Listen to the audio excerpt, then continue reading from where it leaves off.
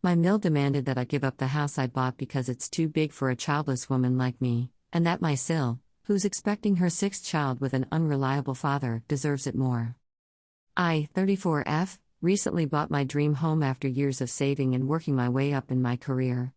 It's a beautiful 4-bedroom Victorian with a wraparound porch, situated on a quiet street with mature maple trees. The house has original hardwood floors, stunning stained glass windows, and the kind of architectural details you just don't see in modern homes. I've always loved historic homes and spent the last decade putting away money while living in a tiny apartment to make this happen. I work as a software architect, and while I make good money now, this purchase represents years of careful planning and sacrifice. For background, I started my career as a junior developer making barely above minimum wage. I lived with 3 roommates, ate ramen noodles, and put every spare penny into savings. I worked overtime, took on freelance projects, and eventually earned multiple certifications that helped me climb the corporate ladder. This house isn't just a purchase, it's a symbol of everything I've worked for. The drama started at our monthly family dinner last weekend. For context, my husband, 35M, and I have been married for 8 years. We're child-free by choice, something that's always been a point of tension with my mill, but she usually keeps her comments to passive-aggressive hints about our biological clocks and how we'll change our minds someday. She's never fully accepted that her son married a career woman, as she calls me, often telling stories about how she gave up her job as a secretary to raise her children properly. My Sil Sarah, 29F, was also at dinner with her 5 kids, ages 8, 6, 4, 3, and 2. She recently announced she's expecting her 6th child. Her husband Tom, 31M, hasn't held a steady job in years, bouncing between part-time gigs and entrepreneurial ventures that never seem to pan out.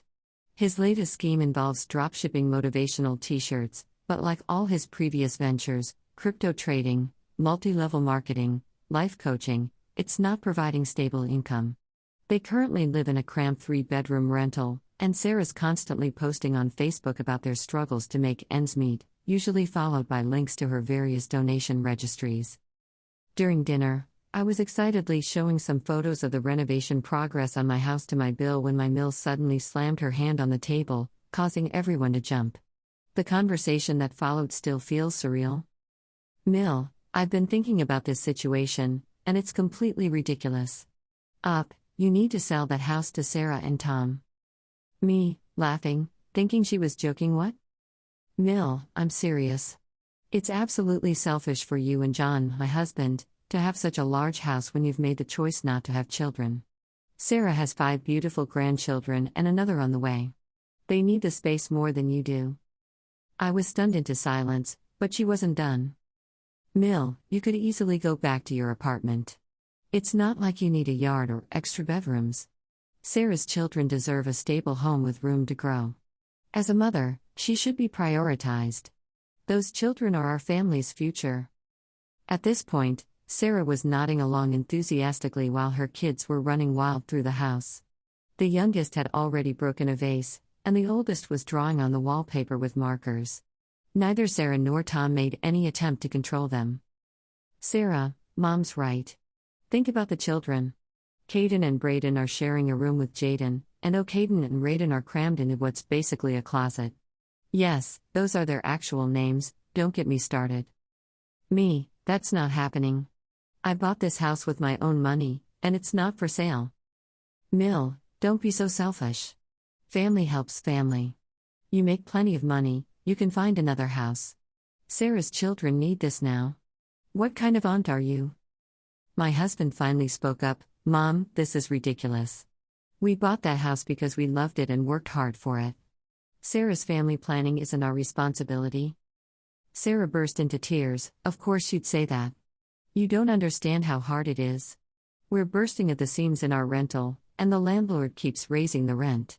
It's not fair that Op gets to have such a beautiful house just to fill it with her collections and home office. Some of us actually contribute to society by raising the next generation. This sparked a huge argument. Mill started listing all the reasons we don't deserve the house. 1. We're childless by choice, so we're wasting space. 2. I work from home, so I'm selfish for wanting a home office. 3. My hobby room could be a nursery. 4. Our guest room is wasteful when Sarah's kids are sharing rooms. 5. Our yard would be better utilized by children than our garden. 6. We're hoarding space that could house God's precious gifts. 7. It's unfair that we have a formal dining room when Sarah's family eats on TV trays. 8. Our plans for a library are pretentious when that could be a playroom. The argument got even more heated when Sarah's husband Tom chimed in with, "You could sell it to us at a discount. That's the least you could do for family. We can't afford market rate with another baby coming. Besides, my crypto investments are going to multiply soon, so we could pay you back extra in the future." I finally had enough and said, "This discussion is over. The house is mine, I worked hard for it, and I'm not selling it to anyone. Your poor planning doesn't constitute an emergency on my part." Mill turned purple and started ranting about how I've always looked down on Sarah's life choices and how I'm not a real woman because I chose career over children. She said I'm hoarding space and resources that should go to actual families and that my selfish lifestyle is why society is falling apart. She then brought up how Sarah had her first baby right out of high school while I was selfishly pursuing education. We left dinner early, but the drama hasn't stopped. Sarah's been posting passive-aggressive messages on Facebook about privileged people who don't understand family values, and Mill's been calling other family members to talk about how unreasonable I'm being. She's even suggested that they could help Sarah's family with a down payment if I would just be reasonable and sell. The situation has revealed some interesting family dynamics. My Phil, who's been quietly watching this unfold, finally spoke up in our defense. He pulled my husband aside and revealed that he had similar issues with Mill's entitled behavior during their marriage, which contributed to their divorce. He apologized for not stepping in sooner and offered to help shut down any future family arguments about the house. My husband fully supports me and thinks his family is being ridiculous, but a few extended family members have suggested we should at least consider it because family should help family. One aunt even suggested we could just buy another house since we have the means. My cousin, who also happens to be Sarah's best friend, started a prayer circle at her church to help soften my heart to the needs of family. I've blocked most of them on social media after Sarah started sharing posts about childless millennials destroying the housing market and tagging mutual friends. She's been posting daily updates about her pregnancy, always with pointed comments about how they'll make it work despite certain people's selfishness. The final straw was when Mill showed up at my house unannounced with a real estate agent, claiming she was just trying to get the ball rolling. I told them both to leave immediately. The real estate agent later reached out to apologize, explaining that Mill had told her she was the property owner and was helping her daughter's family upgrade to a larger home.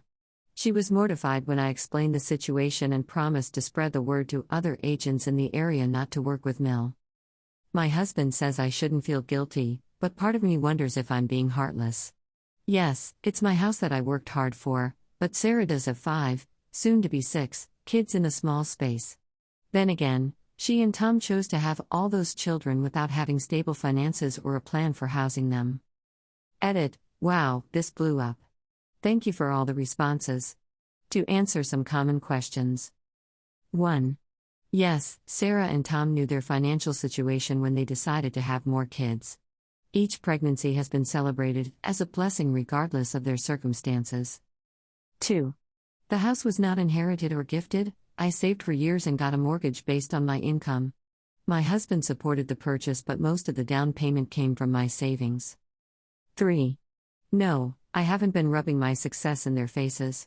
I rarely post on social media and only showed the renovation photos because my bill specifically asked about them. 4.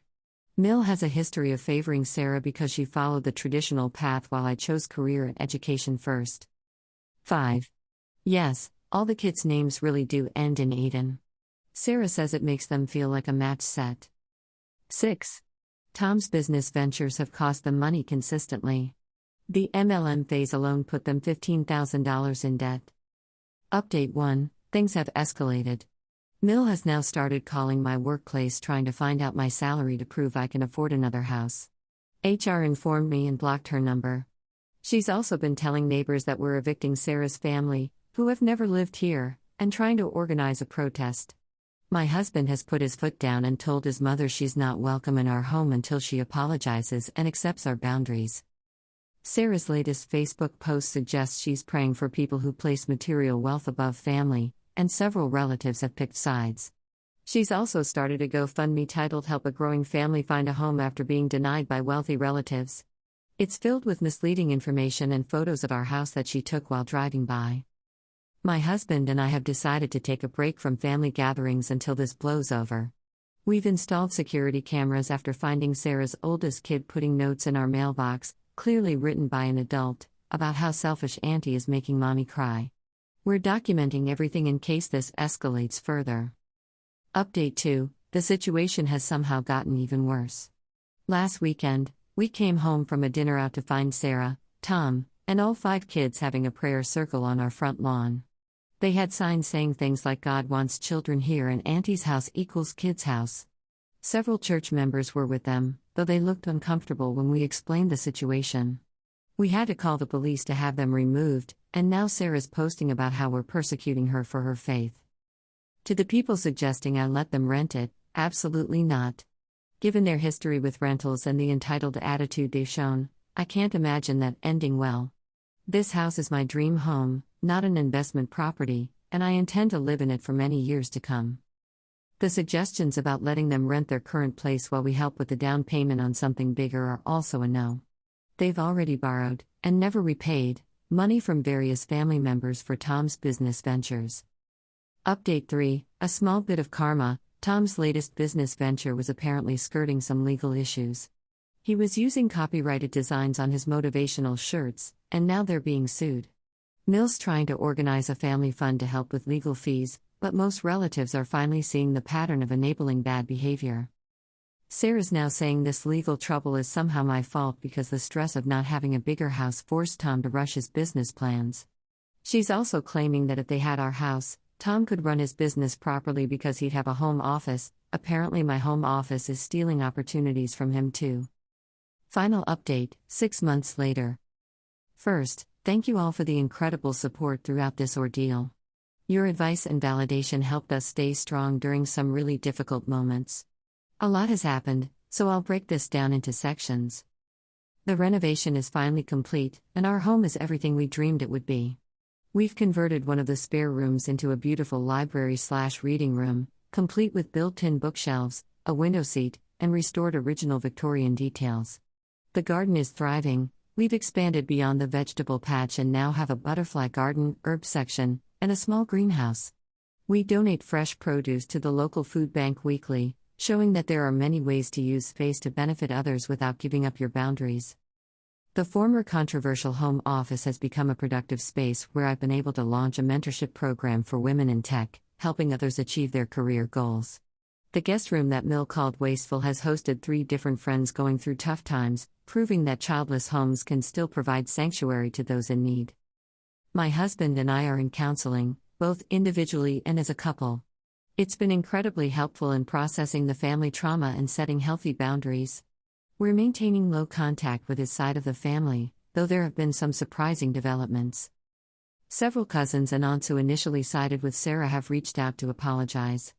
Apparently, Sarah's behavior at recent family gatherings, without us present, opened their eyes to her pattern of entitlement.